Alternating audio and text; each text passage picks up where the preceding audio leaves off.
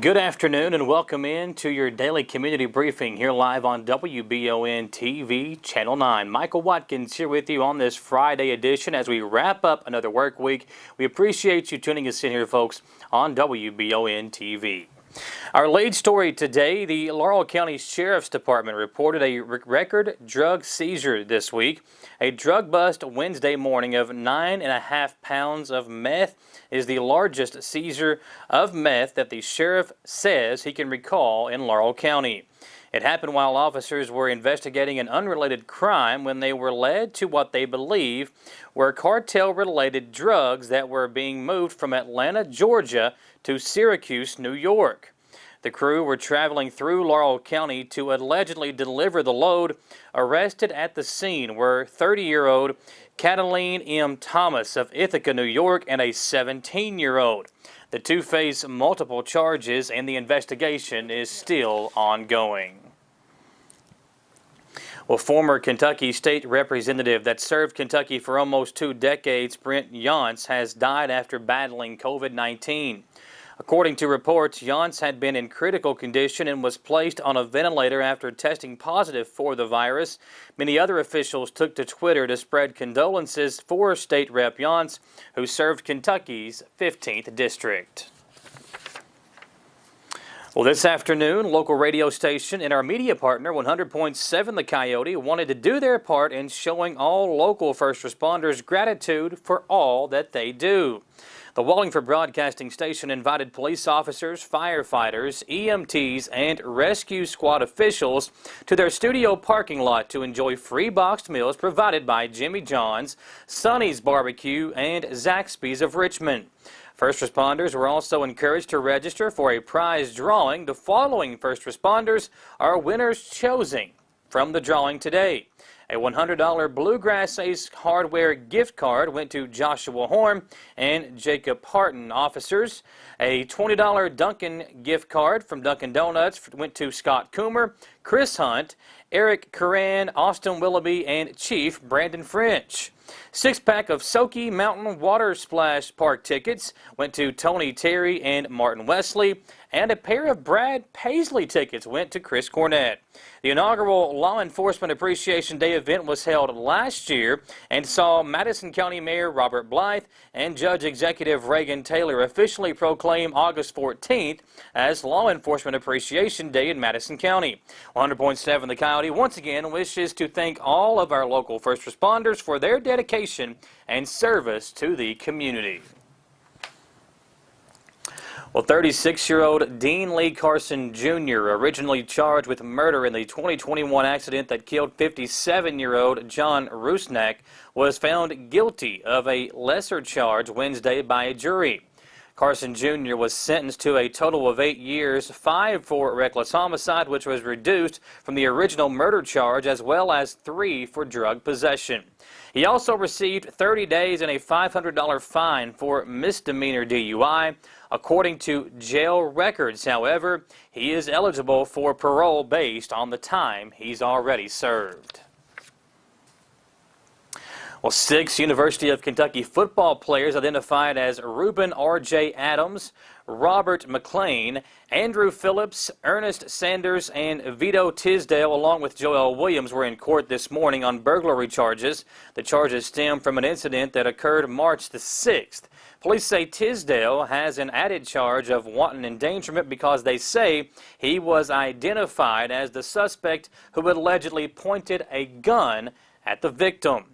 In a prepared statement, head football coach Mark Stoops said the institution and athletics department take these matters very seriously. We are closely evaluating this issue before determining next steps. The first game for the Kentucky Wildcats is just about 2 weeks away, and UK will take on Louisiana Monroe on September 4th at Kroger Field. Well, Governor Andy Beshear highlighted progress in the Commonwealth's mission of maintaining, developing, and retaining its world-class workforce, further bolstering Kentucky's surging economy. The The governor announced that nearly 18,300 Kentuckians are expected to receive skills training thanks to support provided through the Bluegrass State Skills Corporation, a group attached to the Kentucky Cabinet for Economic Development that helps private sector businesses establish industry board of directors and specific training programs.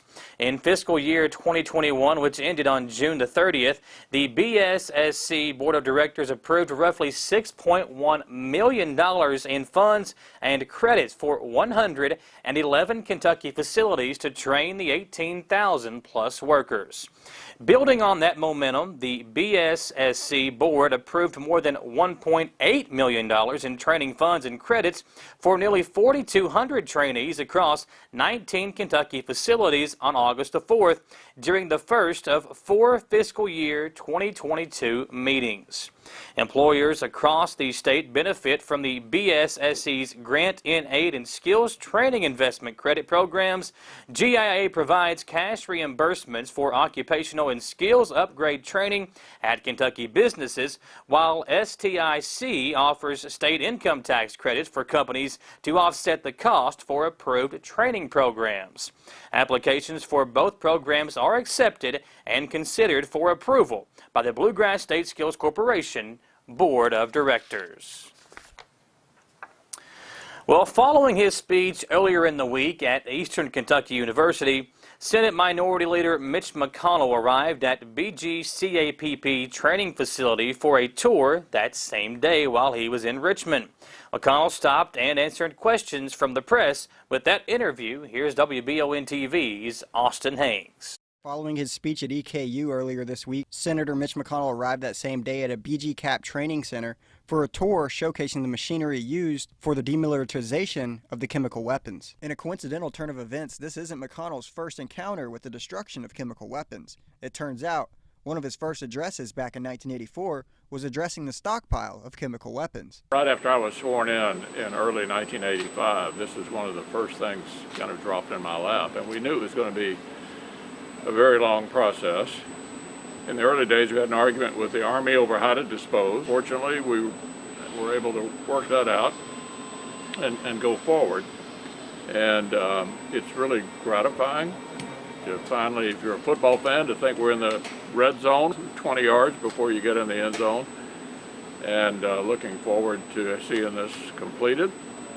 And then, of course, the big question is, where do we go from there? The facility is a Bluegrass Army Depot training center designed to familiarize employees with the process via rocket line equipment. According to McConnell, the team is on pace to deconstruct the weapons by the deadline in December 2023. But thank goodness we're almost to the end of the history of chemical weapons. For more information about the demilitarization of chemical weapons, visit BechtelParsonsBGCAP.com. And for WBON-TV Channel 9, I'm Austin Hanks.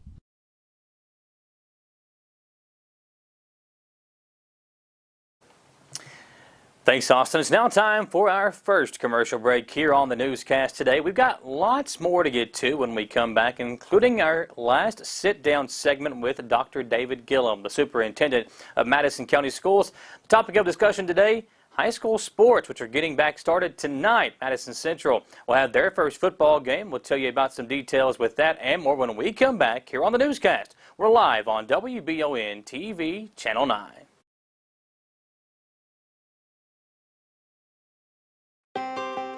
Davis & Powell Funeral Home in Berea. From our attention to detail, a diverse staff, and the best aftercare in the business, there's no better local choice to take care of your family in a difficult time than Davis & Powell. Call in to discuss pre-planning and preparations so there'll be no additional burden on your family. Davis & Powell Funeral Home in Berea. For additional information, check them out at davisandpowellfuneralhome.com. Davis & Powell Funeral Home, always going the extra mile. The mission at H2 Health is to create a healthcare environment where their employees and clients love to be. They offer a wide range of services including physical therapy, occupational therapy, a chronic pain program, wellness and fitness programs, dry needling, and more. H2 Health is here to get you back in the game and feeling your best with locations in Richmond, Berea, and more. Visit h2health.com to learn more and get started today at H2 Health.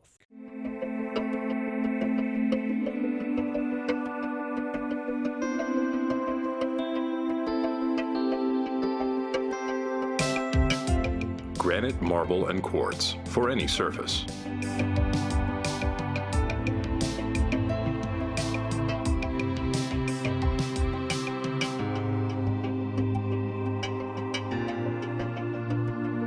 Make a lifetime commitment you won't regret.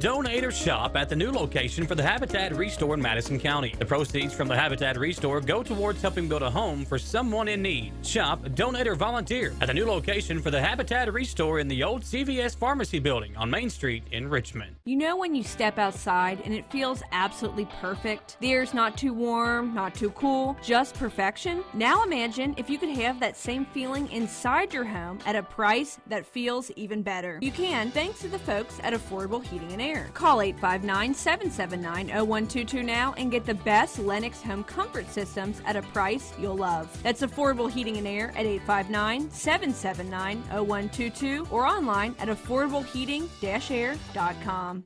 When I started to experience the world from practicing law, it showed me that there's a lot of injustice that can be corrected. We're called personal injury attorneys, but I'm not there for the injury, I'm there for the recovery. And that's what we try to do. We try to help people recover after they've been hurt. If the big firms are going to drop you as soon as your claim entails some kind of work, some kind of additional effort, why not just come to someone who's going to put the work in the first place? Drug use has impacted everyone in our community. The Madison Opioid Response and Empowerment Program is working hard to create lasting change. Join Kentucky River Foothills on August 25th for the MOREmpowerment Conference via Zoom webinar. Governor Andy Beshear will provide opening remarks, followed by Kentucky's Public Health Commissioner Dr. Stephen Stack. This conference will spotlight what our local leaders are doing to combat the issue and features many experts from our community in the field of addiction. To register for free, visit foothillscap.org. The Old West, the way you remember it. Good guys and bad guys. Come and join us as we watch and talk about the best of the West. Western movies, TV shows, and more. Draw Western Theater, Saturdays at 1 p.m. Here on Richmond's very own Channel 9.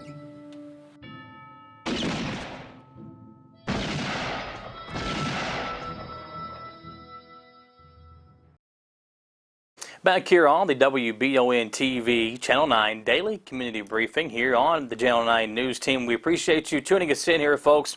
Lots of information to get to as we continue the newscast here. And a big topic of discussion today is high school football, which gets started tonight here in the state of Kentucky. The bad news is there have been over 12 games canceled because of COVID-19. This was a theme last year where there were several teams throughout the entire season scrambling to find games. A lot of teams couldn't even fill their entire schedule because of so many canceled games because of kids going in and out of quarantine.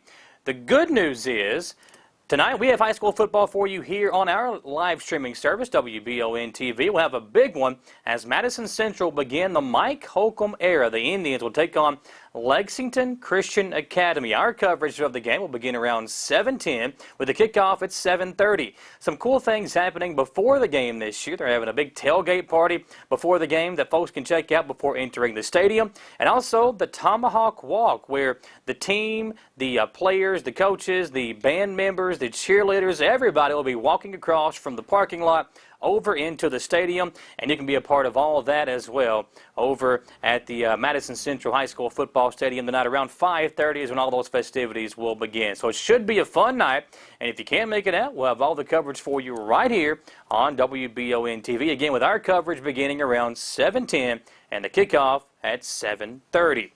For news and more details about what you could expect if you are going to attend the game tonight, we continue our sit-down interviews with David Gillum, the Superintendent of Madison County Schools.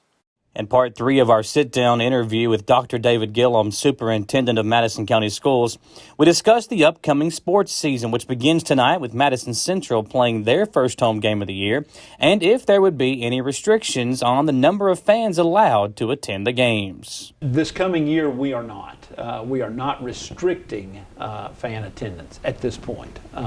We're going to have some safety precautions in place, but those are outdoor events. Now I say that, volleyball, right now we've got volleyball and girls basketball going on. Those are indoor events. We're not restricting attendance or anything. We are required that spectators to those events indoors would have to wear a mask. But for the outdoor events right now, there's we're going to be open, and we want as many fans there as want to come out and watch our teams play. So. Another topic that we discussed was the goal for Madison County school system and how they would approach the first week and month of the new school season, which began earlier this week. Okay, well, certainly, safeties are, top priority always, but, we're also really looking at, we want to keep school going. We want to keep the kids in person. Those first few days, we're going to get them in, we're going to feed them, we're going to take care of our people. We've got some things in place to make sure, I've asked all of our principals to put together procedures for operating the school so that we would limit the exposure in the event that someone comes in, exposure, close contact. So they're going to put some things in place to make sure that we have some distancing. So that we're able to contact trace. We don't have too many students intermingling, but so that when if and when we have a student come in that is positive, that it will limit the number of quarantines and the number of exposures that we have, so that we can keep our kids in person and moving forward. So. But at the same time, we don't want to do anything that's going to jeopardize instruction, because we are so excited about having the kids and having them in the buildings and being able to teach them. So it's going to be a great year. We're looking forward to it. One thing is for certain. This will be a very interesting school year with changes possibly happening weekly, if not daily. For more stories like this and with updates throughout the entire school year, make sure to keep it tuned right here to WBON TV Channel 9. I'm Michael Watkins. Thanks, Dr. Gillum, and looking forward to seeing everybody out there tonight at the game. Well, Republican State Senator Max Wise, who has played a key role in shaping Kentucky education policy as a committee chairman, said Wednesday he's strongly considering a bid for governor in 2023. The Campbellsville lawmaker said he'd bring solid conservative credentials on social and economic issues if he throws his hat in the ring. At the moment, it seems the bid for governor could become a crowded field of GOP candidates for the state's top elected post. Current Democratic Governor Andy Beshear has stated that he will intend to seek a second term. Well, there aren't as many new rules as there are reestablished rules being continued for those attending this year's Kentucky State Fair, and surprisingly, they don't all pertain to COVID restrictions for the outdoor event. After an incident in 2019 where unaccompanied teenagers caused panic lighting firecrackers at that year's event, the Fair Board will continue a policy that requires fairgoers under 18 years old to be accompanied by a parent or guardian after 6 p.m. Proof of age will be required upon entry with IDs verified by workers at the gates. The fair began this week and will continue through August 29th. Well, Pops at the Park has unfortunately joined a list of events taking place in Madison County and other surrounding counties that has been canceled due to COVID concerns. According to a written statement, the Richmond Chamber of Commerce said they made the decision based on the recommendation of local hospital and health officials due to the sharp increase of locally recorded COVID-19 cases. The event had been slated for August the 21st at Whitehall Historic Site, as is tradition, but the Chamber said that the health and safety of the community was of the utmost importance. In the Facebook post, the Chamber says they will have a plan laid out for ticket holders to determine the process of refunding the money for tickets already purchased. Well, the Madison County Historical Society, in cooperation with the Kentucky Historical Society, is proud to announce that the dedication ceremony for the Milford Highway Historical Marker will take place on Sunday, August 22nd at 2:30 at the marker site on Goggins Lane, adjacent to the White Oak Pond Christian Church. MCHS President Sharon Graves said this dedication culminates almost 4 years of research, documentation, and actual work to cast this historic highway marker that is part of the KHS statewide program to memorialize historic places, people, and events. A survey of possible sites at or very close to Milford did not provide these benefits. Additionally, this chosen location is on the main road of the late 18th century between Boonesboro and Fort Logan, which became Stanford. Both were very important settlements during the pioneer era. Well, Governor Andy Beshear submitted a request to President Joe Biden to issue a major disaster declaration and fund individual assistance to eligible residents in Nicholas County who were impacted by the once-in-a-thousand-year flood event that occurred back in late July.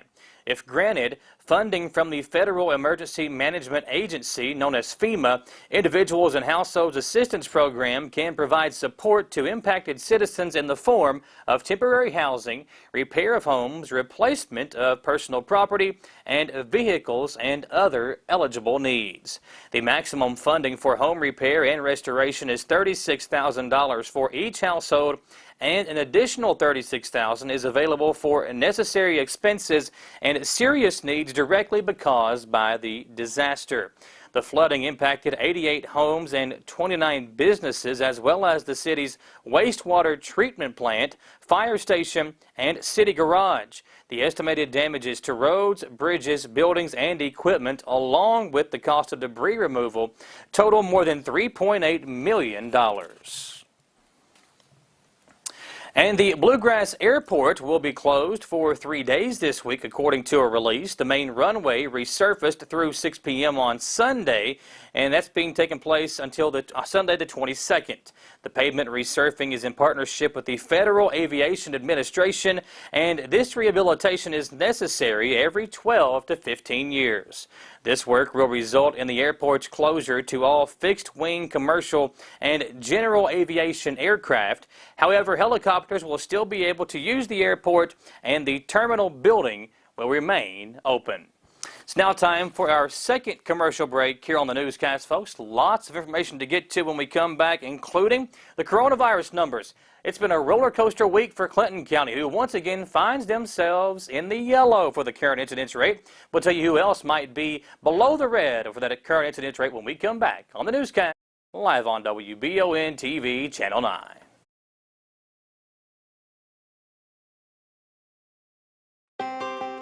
Davis & Powell Funeral Home in Berea. From our attention to detail, a diverse staff, and the best aftercare in the business, there's no better local choice to take care of your family in a difficult time than Davis & Powell. Call in to discuss pre-planning and preparations so there'll be no additional burden on your family. Davis & Powell Funeral Home in Berea. For additional information, check them out at davisandpowellfuneralhome.com. Davis & Powell Funeral Home, always going the extra mile. The mission at H2 Health is to create a healthcare environment where their employees and clients love to be. They offer a wide range of services including physical therapy, occupational therapy, a chronic pain program, wellness and fitness programs, dry needling, and more. H2 Health is here to get you back in the game and feeling your best with locations in Richmond, Berea, and more. Visit h2health.com to learn more and get started today at H2 Health.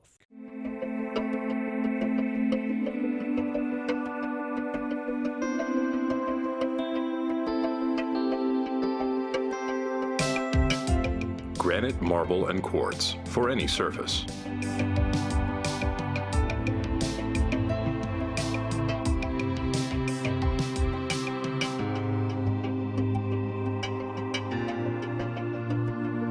Make a lifetime commitment you won't regret.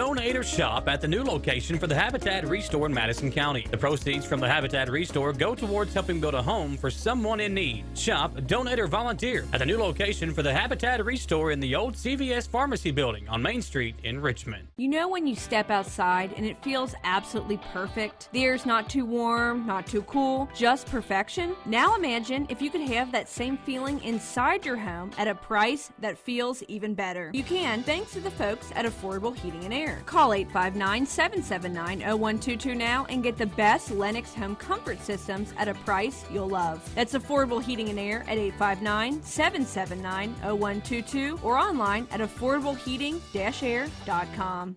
When I started to experience the world from practicing law, it showed me that there's a lot of injustice that can be corrected. We're called personal injury attorneys, but I'm not there for the injury, I'm there for the recovery. And that's what we try to do. We try to help people recover after they've been hurt. If the big firms are going to drop you as soon as your claim entails some kind of work, some kind of additional effort, why not just come to someone who's going to put the work in the first place? Drug use has impacted everyone in our community. The Madison Opioid Response and Empowerment Program is working hard to create lasting change. Join Kentucky River Foothills on August 25th for the MOREmpowerment Conference via Zoom webinar. Governor Andy Beshear will provide opening remarks, followed by Kentucky's Public Health Commissioner Dr. Stephen Stack. This conference will spotlight what our local leaders are doing to combat the issue and features many experts from our community in the field of addiction. To register for free, visit foothillscap.org. The Old West, the way you remember it. Good guys and bad guys. Come and join us as we watch and talk about the best of the West. Western movies, TV shows, and more. Draw Western Theater, Saturdays at 1 p.m. Here on Richmond's very own Channel 9.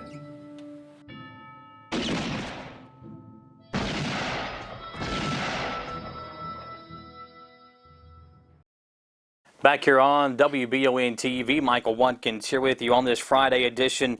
Folks, we've only got 6 counties that are not in the red for the current incidence rate. The lowest of those 6 is Clinton County, who's back down in the yellow at 7 for their current incidence rate.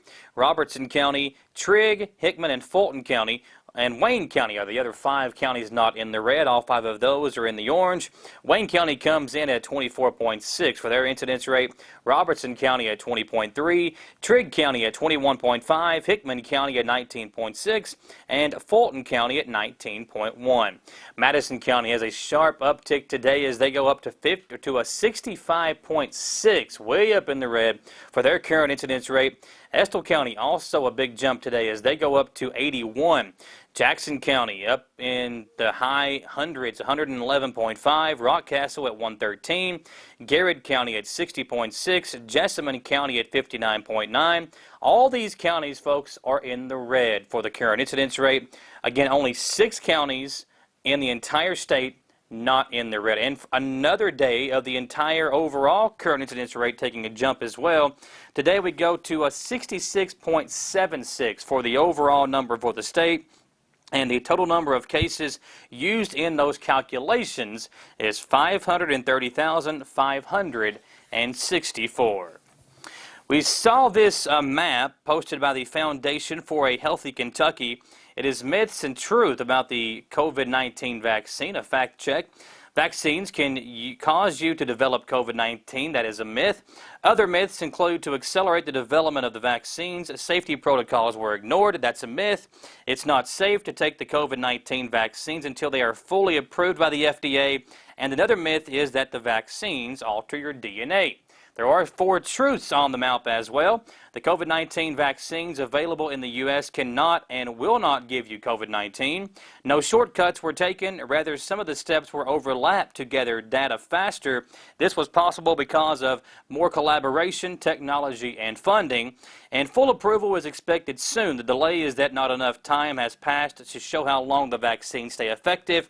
And the final truth on the map is it's impossible for the vaccines to alter your DNA. The Pfizer and Moderna vaccines rely on mRNA or messenger RNA, which is simply a set of instructions for the body to fight the coronavirus.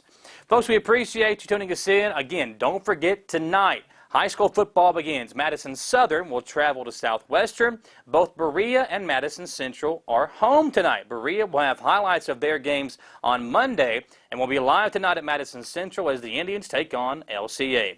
We'll see you tonight, folks. Have a great rest of your day. I'm Michael Watkins, broadcasting live here on WBON TV, Channel 9.